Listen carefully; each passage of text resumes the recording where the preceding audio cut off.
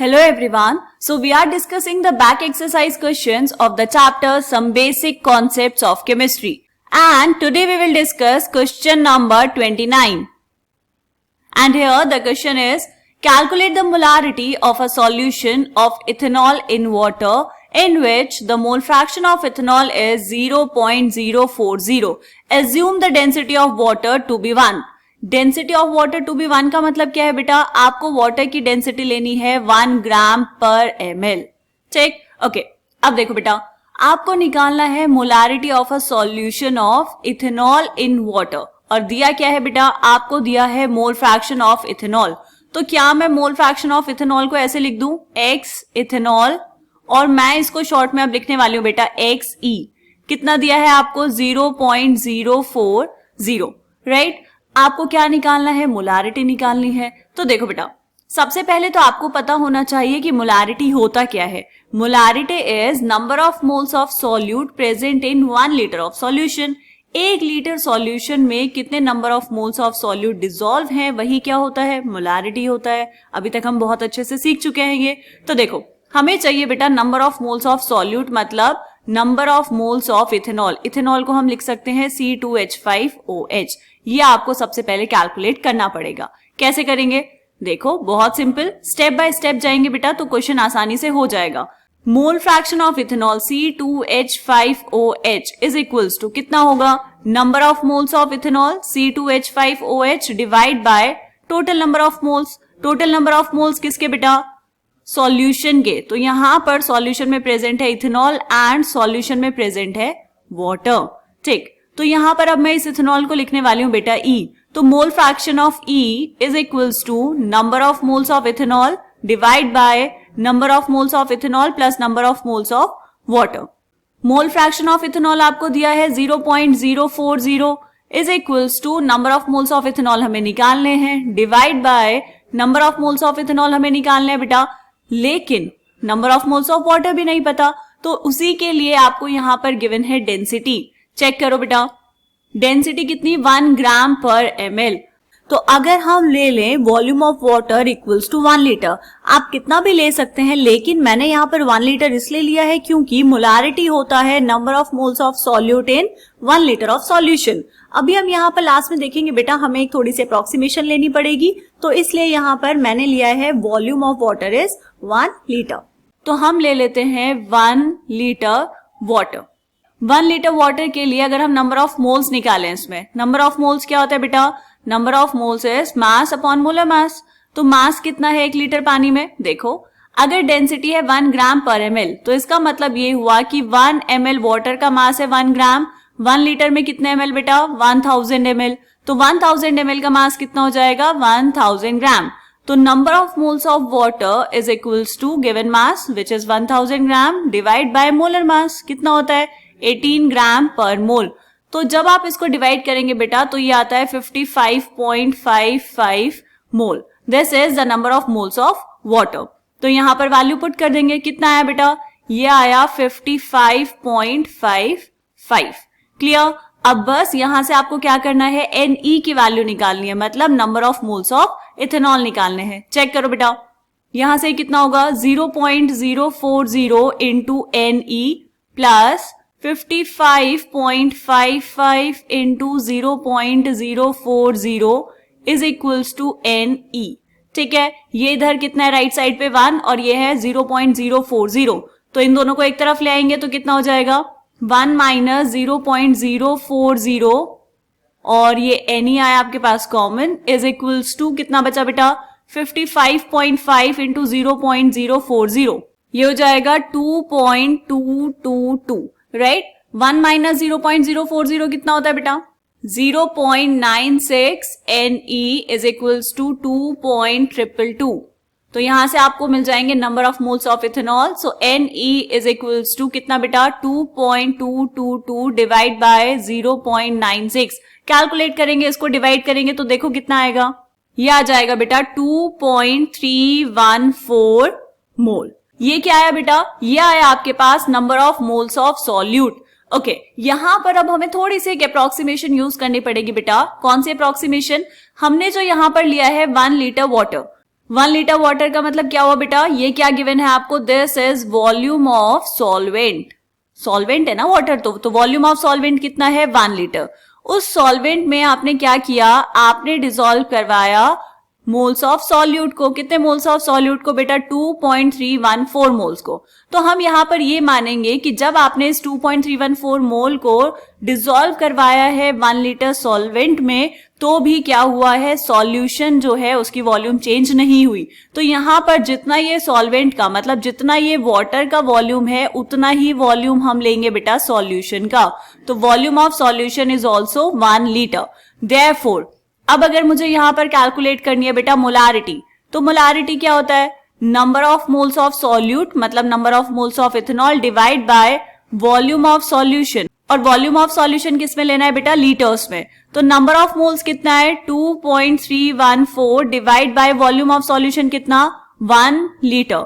तो यहां पर आपके पास जितने नंबर ऑफ मोल्स आए हैं उतना ही हम क्या मानेंगे बेटा, मोलारिटी। सो मोलारिटी इज 2.31 मोल पर लीटर, 2.31 मोल पर litre. This is the answer of this question. इसको हम कर लेंगे बॉक्स के अंदर बंद, ठीक है। अब इसका ध्यान रखेंगे बेटा कि यहां पर हमने छोटी सी अप्रोक्सीमेशन यूज की है। आप इस सेम क्वेश्चन को एक और तरीके से भी कर सकते हैं, ऑल्दो हमें वहां पर भी ये मानना पड़ेगा कि जो वॉल्यूम हम ले रहे हैं वाटर की और जो वॉल्यूम हम ले रहे हैं सॉल्यूशन की वो सेम है।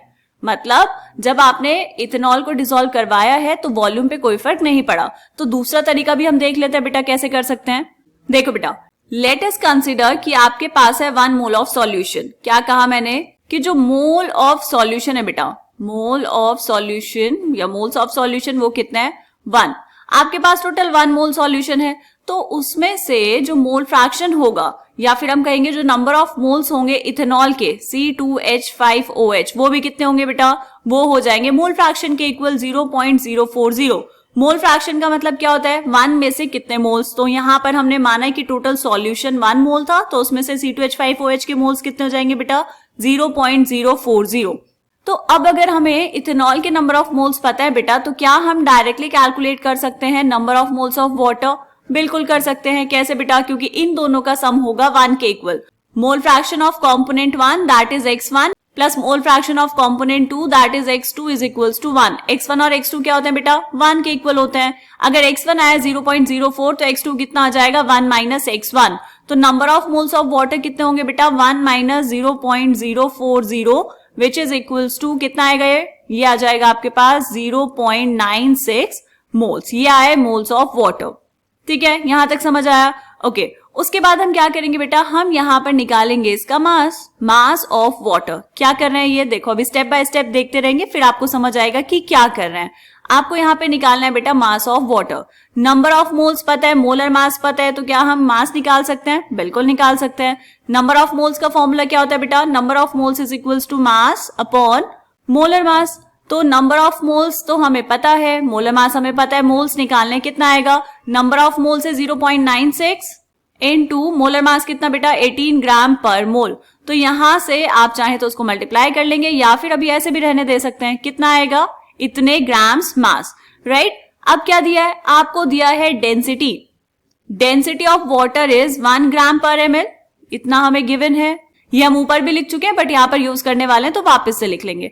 ठीक है, डेंसिटी का फॉर्मूला क्या होता है बेटा, डेंसिटी का फॉर्मूला होता है मास अपॉन वॉल्यूम। तो यहां पर डेंसिटी ऑफ वाटर का मतलब हुआ mass of water upon volume of water, right. यहां से आपको निकालना है वॉल्यूम ऑफ वाटर।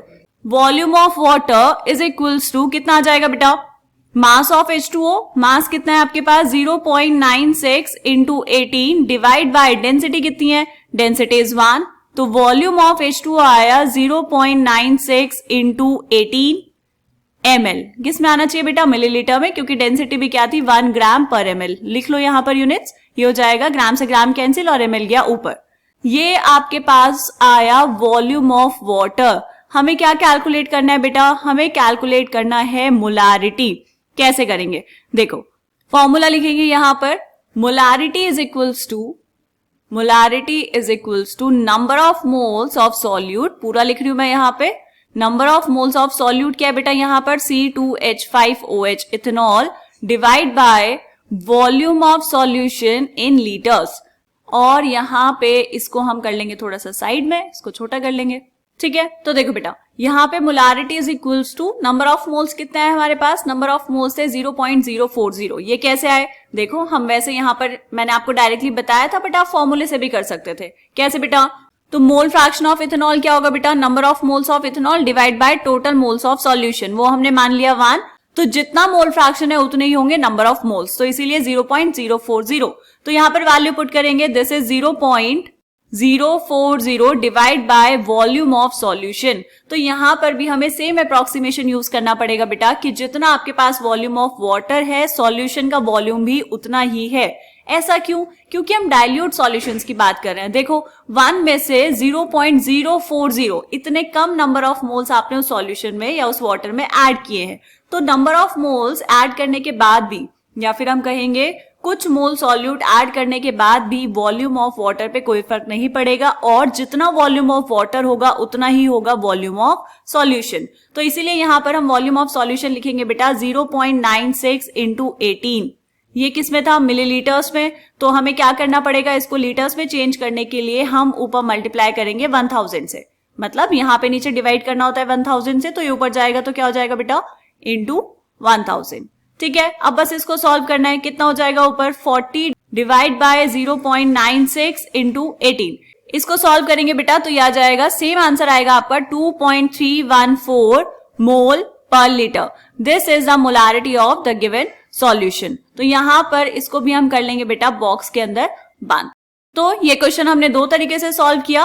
पहला मेथड था ये, जिसमें हमने क्या किया बेटा, मोल फ्रैक्शन को जितना दिया हुआ है उतना मान के नंबर ऑफ मोल्स कैलकुलेट किए और फिर वहां से मोलारिटी निकाल दी। और यहाँ पे दूसरा मेथड है ये कि हमने कंसिडर किया कि जो आपके पास सॉल्यूशन है वो 1 मोल सॉल्यूशन है, और वहां से हमने क्या किया, वॉल्यूम ऑफ वाटर निकाला और उसके बाद मोलारिटी निकाल दी। आप कहीं से भी कैलकुलेट करें बेटा, आंसर सेम ही आएगा। तो दोनों में से आपको जो तरीका अच्छा लगे आप वो तरीका यूज कर सकते हैं। आई होप ये क्वेश्चन समझ आ गया होगा। मिलते हैं नेक्स्ट क्वेश्चन में, तब तक के लिए बाय बाय।